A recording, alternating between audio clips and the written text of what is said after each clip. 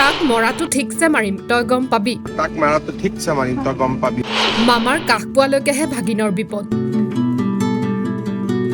তোৰ বয়স আছে কিবা এটা হাতৰ কাম আৰম্ভ কৰ তোৰ বয়স আছে তই কিবা এটা হাতৰ কাম আৰম্ভ কৰ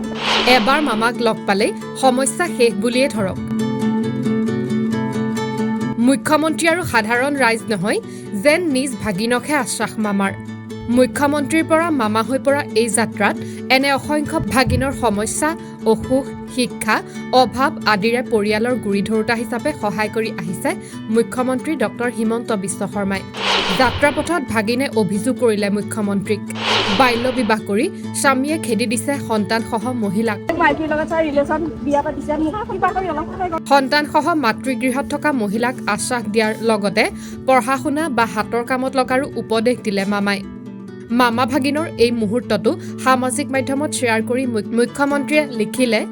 কোনো কন্যা সন্তানক বাল্য বিবাহৰ গ্ৰাসত পৰি ভৱিষ্যত নষ্ট কৰিবলৈ দিব নোৱাৰো আমাৰ কন্যাসকলে ভাঙি নপৰি সপোন পূৰণৰ বাটত শক্তিশালীভাৱে আগুৱাই যাওক